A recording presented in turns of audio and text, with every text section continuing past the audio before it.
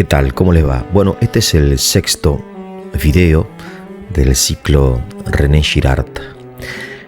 Y él trae a colación en esta última parte de su libro, titulada El triunfo de la cruz, un mito muy interesante, que es el mito de la hidra.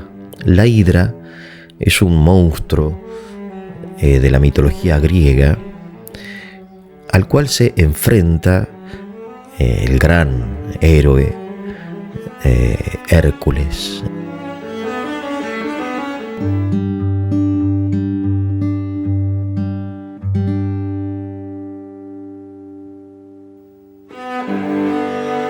La hidra era un animal, lo van a ver representado en pinturas de grandes maestros.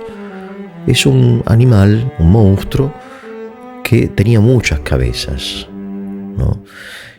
Y sucedió que Hércules se enfrenta, decapita, ¿no?, una de las cabezas de la hidra y observa con espanto que allí donde había una cabeza del cuello ensangrentado, ¿no?, surgen dos, no una, sino dos.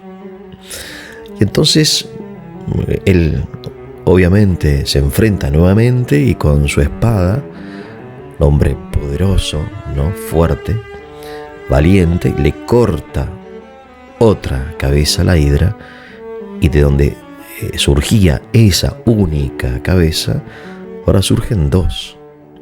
De modo que el peligro, la amenaza del enemigo, en lugar de reducirse, se va multiplicando, ¿no?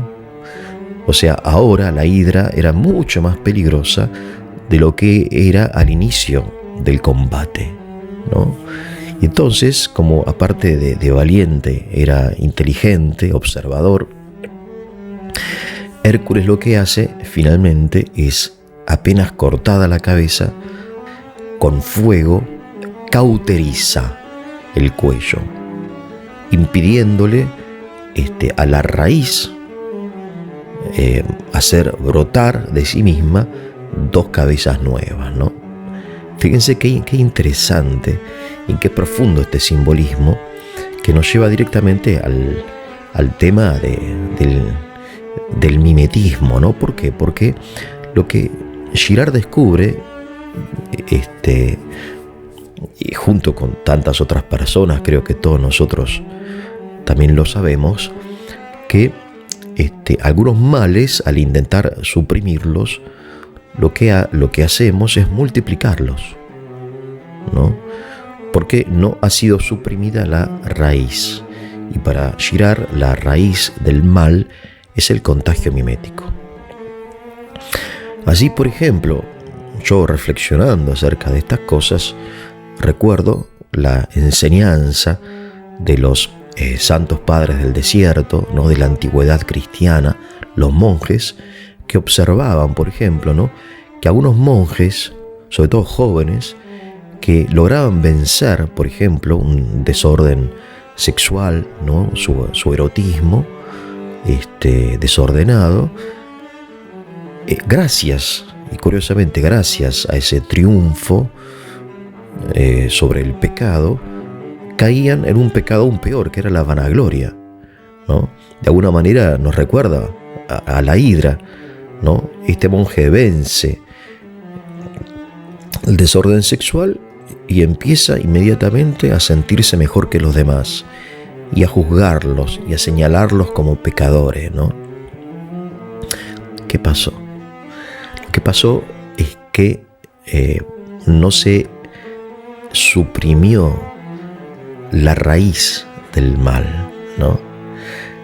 Y esto nos lleva también al Evangelio, ¿no? El Evangelio, Jesús dice en un lugar que cuando un demonio es expulsado, después de un tiempo da vueltas por ahí, vuelve, no uno, sino 7, a la mente, al corazón, de donde fueron expulsados. ¿Por qué? Porque esa mente y ese corazón no fue ocupada nuevamente por por otra cosa mejor, ¿no? Y entonces quedó vacía, y ese vacío hace que el demonio vuelva con más fuerza, ¿no?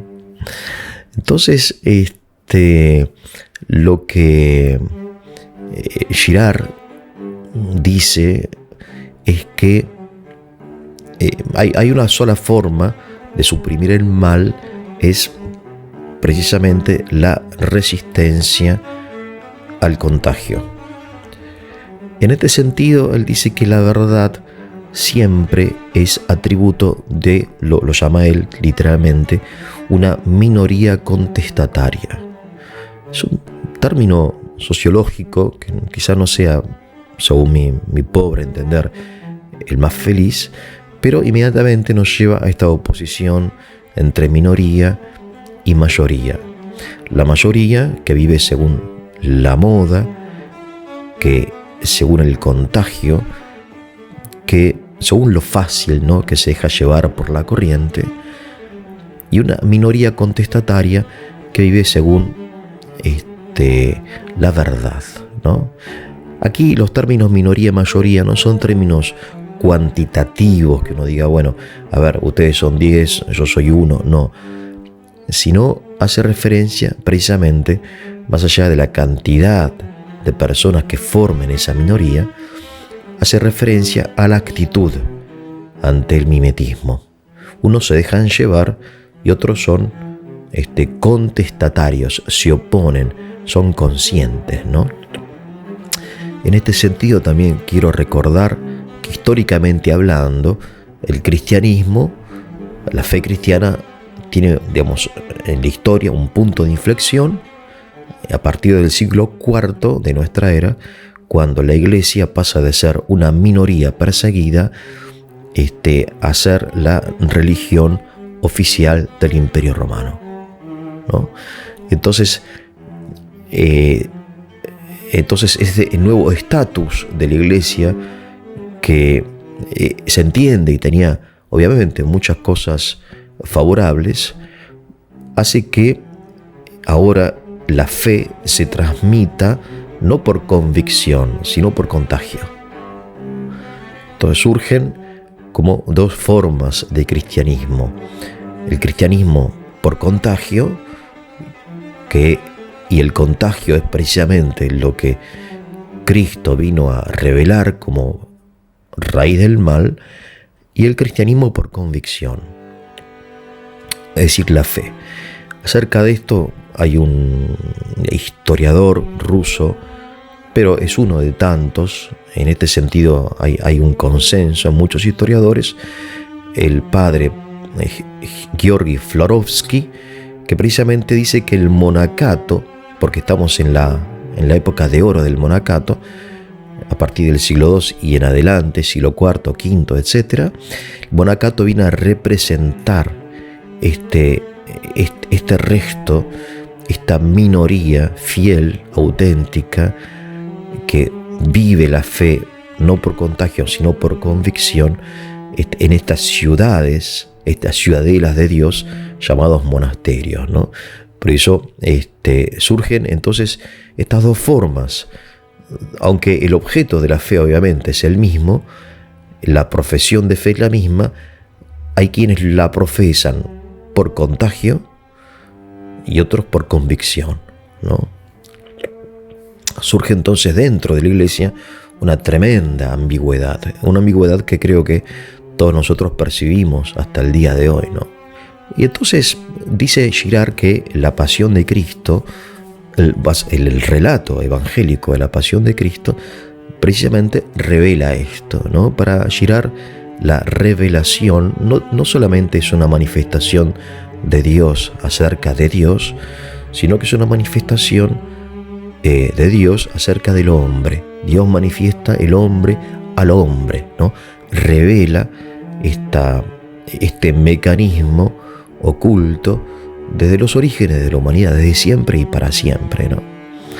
Y esto lo ve Girard claramente, como se ve claramente, más allá de que uno sea creyente o no, en el relato de la pasión, cuando todos se escandalizan de Cristo excepto un pequeño resto, un resto fiel, una pequeña minoría representada por María, la Madre del Señor, que está al pie de la cruz, que no escapa, que no se escandaliza, el Juan, el apóstol amado, y algunas otras mujeres y algunos otros pocos discípulos, ¿no? Entonces vemos que Jesús es víctima del mimetismo, ¿no? O sea, la misma multitud que hace una semana lo había recibido en Jerusalén como el Mesías, el enviado de Dios, esta misma multitud, contagiada de esta histeria colectiva, pide que lo crucifiquen, ¿no? Y entonces este resto es el que representa en definitiva a la iglesia, ¿no? Pero entonces aquí se revela este mimetismo, y por otro lado lo que se revela, y quizás sea más importante, es el perdón, ¿no? O sea, Jesús no responde a la violencia con violencia, sino con perdón, ¿no? Y una de las palabras que él dice estando en la cruz, ¿no?, crucificado, dirigiéndose al Padre, dice: Padre, perdónalos porque no saben lo que hacen, ¿no? Y para Girard, no saben lo que hacen es literal. O sea, no es simplemente un intento del Señor de justificar a sus enemigos ante Dios Padre, ¿no? Como muchas veces nosotros hacemos en nuestra vida. No sabía, ¿no? No sabía, discúlpame. No saben, es decir, no saben que son víctimas en este momento de este mecanismo de contagio, que son, en definitiva, están poseídos por Satán, pero no en el sentido de posesión de las películas de Hollywood, ¿no?, del exorcista, sino de una posesión mental del corazón, ¿no? Están poseídos por esta histeria colectiva. Entonces no saben lo que hacen, perdónalos, ¿no? Entonces, en este perdón, nuevamente, se rompe el ciclo, ¿no? Porque aquí no es la violencia la que triunfa sobre la violencia en nombre de la justicia, o en nombre de la justicia propiamente, ¿no? Es decir, esto es tan importante porque en nuestra época, en la época moderna y contemporánea, la ciencia ha desconocido, ignora la fuerza del contagio mimético, ¿no? Por eso toda revolución, todas las grandes revoluciones, ¿no?, entre las cuales siempre mencionamos como paradigmas de la revolución, pero que no son las únicas, la Revolución Francesa y la Revolución Soviética, más que revoluciones, son repeticiones. ¿Por qué? Porque se repite bajo otra forma y obviamente buscando, predicando la justicia social, la igualdad, etc. En el fondo y detrás, en el trasfondo de lo racional, hay algo que no es racional y que solamente puede ser descubierto gracias a la revelación, al Evangelio. Pero como la ciencia, o el cientificismo, mejor dicho, rechaza el Evangelio, ¿no?, entonces desconoce, como en aquella época los judíos desconocieron que eran víctimas o engranajes del mecanismo ¿no?, del mimetismo, del contagio. Así hoy también todas estas revoluciones desconocen que en el fondo están repitiendo bajo otra forma aquello que rechazan, ¿no? Recuerden que el mimetismo produce a la vez atracción y rechazo, ¿no?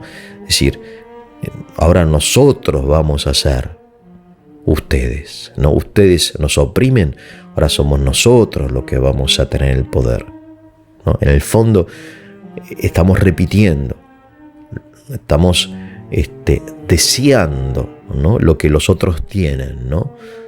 Los otros tienen el poder, tienen la riqueza. Bueno, ahora nosotros, los pobres, los desposeídos, los obreros vamos a tener el poder y las riquezas, no ustedes. Pero estas cosas, dice Girard, no son cosas que sean comprensibles o accesibles a la razón. Por eso Cristo vino a revelarlas, ¿no? Entonces dice, toda revolución en definitiva es una repetición, y la única revolución es el Evangelio, ¿no? La única revolución es el Evangelio. Bien, que tengan un muy buen día.